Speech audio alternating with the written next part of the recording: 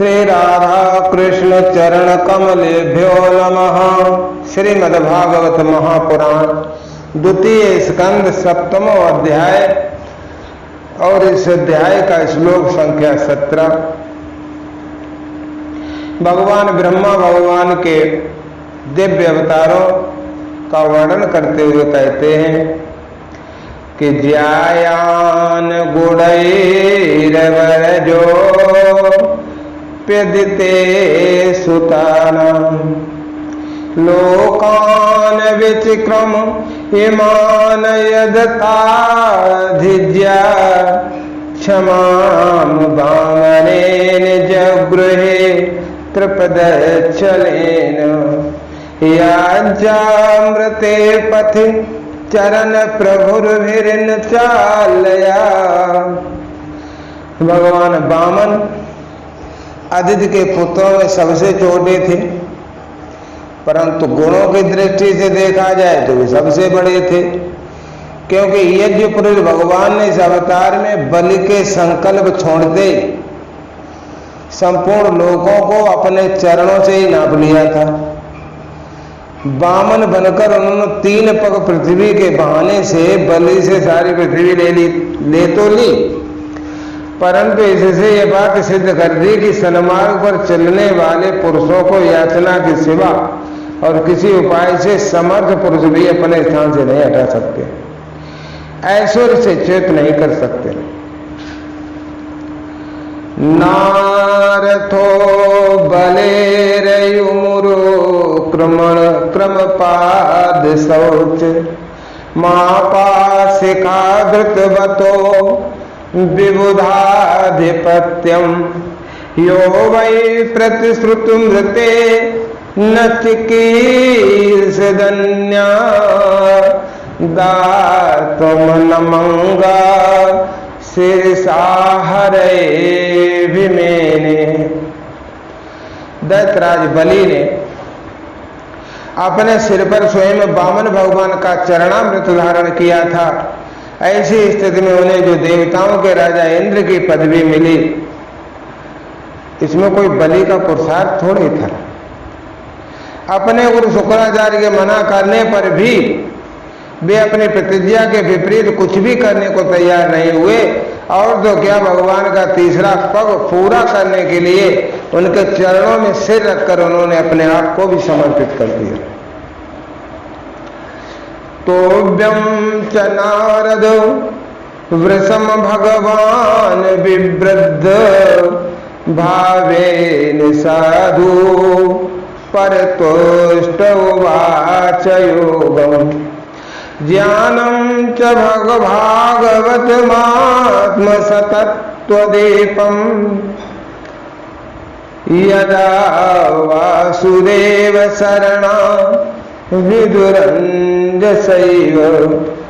नारद, तुम्हारे अत्यंत प्रेम भाव से प्रसन्न होकर हंस के रूप में भगवान ने तुम्हें योग, ज्ञान और आत्म तत्व को प्रकाशित करने वाले भागवत धर्म का उपदेश किया। वो केवल भगवान के शरणागत भक्तों को ही सुगमता से प्राप्त हो सकता है। चक्रम च दिव्यच्छु विहतम दशसु सुतेजो मनंतरेषु मनुवंशधरो बिभर्ति दुष्टेषु राजसु दम विदधात स्वकीर्तिम सत्येतृपृष्ठ उसतीं प्रथयंश्चरित्रे।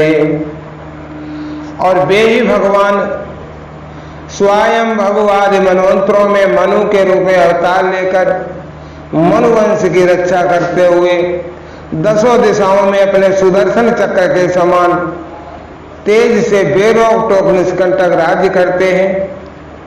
तीनों लोकों के ऊपर सत्यलोक तक उनके चरित्रों की कमनीय कीर्ति फैल जाती है, और उसी रूप में वे समय समय पर पृथ्वी के भारभूत दुष्ट राजाओं का दमन भी करते रहते हैं।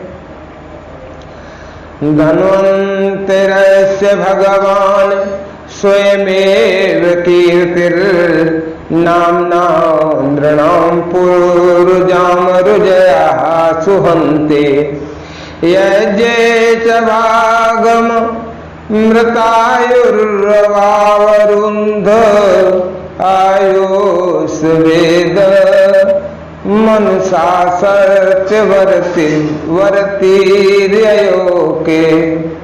आयुष वेद मनुषास्त्य वतीर्यलोके।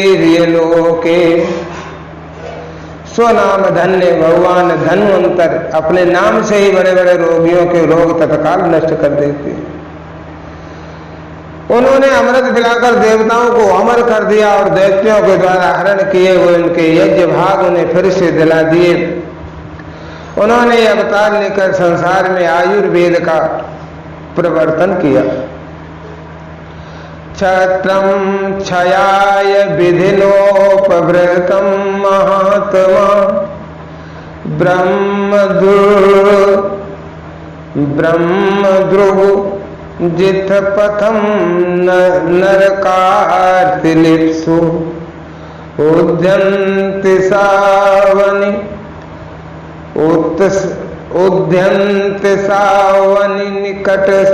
निकंटकमोग्रवीर्य स्त्राः सप्त कृत्वा उर्धार परस्वधेन।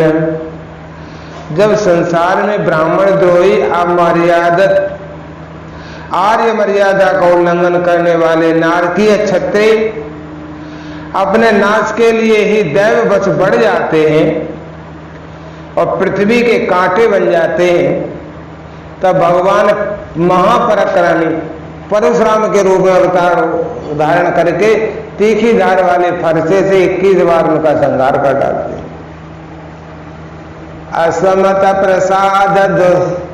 असमत प्रसाद सुमुखा कलया कलेश इच्छा को वंशयवतीर गुरोर निर्देशे तिष्ठन् वनं सदयतानुजा विवेश यस्मिन् विरुद्ध दशकंदर आर्तिमारच्छ्रुत।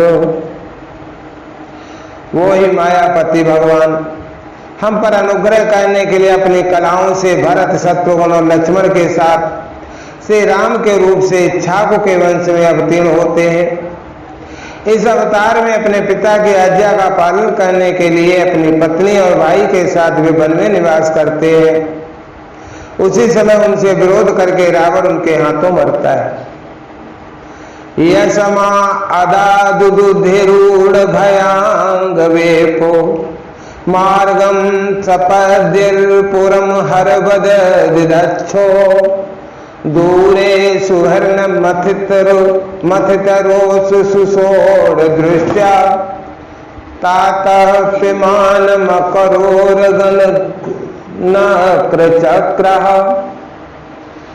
त्रिपुर विमान को जलाने के लिए उद्यत शंकर के समान जिस समय भगवान राम शत्रु की नगरी लंका को भस्म करने के लिए समुद्र तट पर पहुंचते हैं, उस समय सीता के वियोग के कारण बढ़ी हुई क्रोधाग्नि से उनकी आंखें इतनी लाल हो जाती हैं कि उनकी दृष्टि से ही समुद्र के मगरमच्छ, सांप और ग्राद जीव जलने लगते और भय से थर थर कांपता हुआ ये समुद्र झटपट उन्हें मार दे देता है।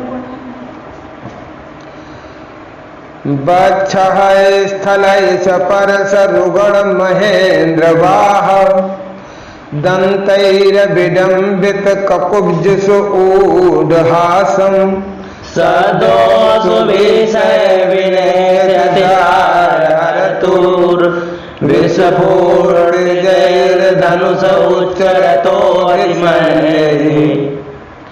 जब रावण की कठोर छाती से टकराकर इंद्र के वाहन ऐरावत के दांत टूट जाते थे और दांत टूट करके चूर चूर होकर जमीन पर गिर जाते थे, जिससे दिशाएं सफेद होती, तब दिग्विजय रावण घमंड से फूलकर हंसने लगा था। और वही रावण जब श्री रामचंद्र जी की पत्नी सीता को चुरा कर ले जाता है और लड़ाई के मैदान में उनसे लड़ने के लिए गर्वपूर्वक आता है, तो भगवान श्री राम के धनुष के टंकार से उसका वह घमंड प्राणों के साथ तत्काल विलीन हो जाता है।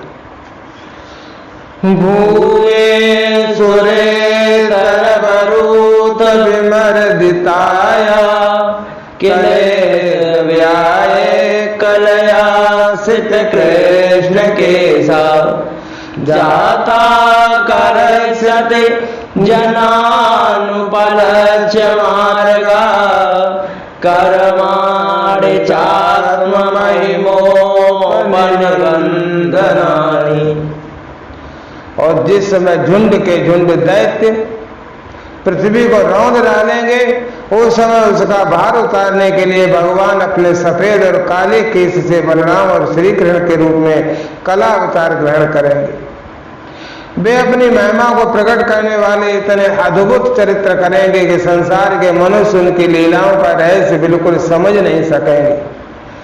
केशों के अवतार कहने का अभिप्राय यह है कि पृथ्वी का भार उतारने के लिए भगवान का एक केश ही काफी।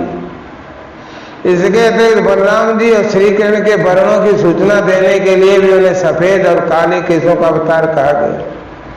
वस्तुतः श्री कृष्ण तो पूर्ण पुरुष है, स्वयं भगवान है।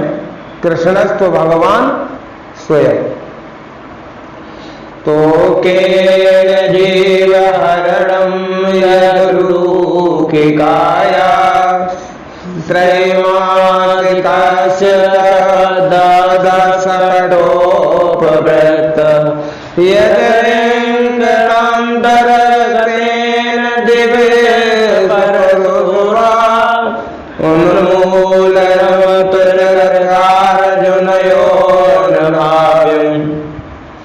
बचपन में ही पूतना के प्राण हर लेना, 3 महीने की अवस्था में पैर उछालकर बड़ा भारी छकड़ा को उलट देना, घुटनों के बल चलते चलते आकाश को छू लेना,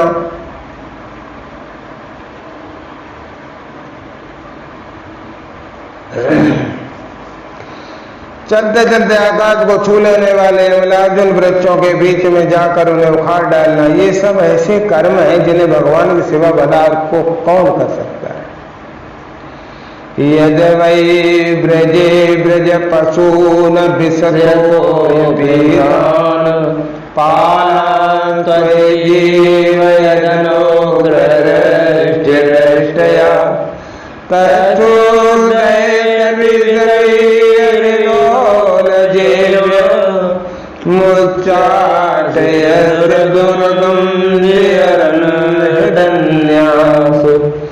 जब कालिये नाग के विष से दूषित हुआ यमुना जल पीकर बछड़े और गोप बालक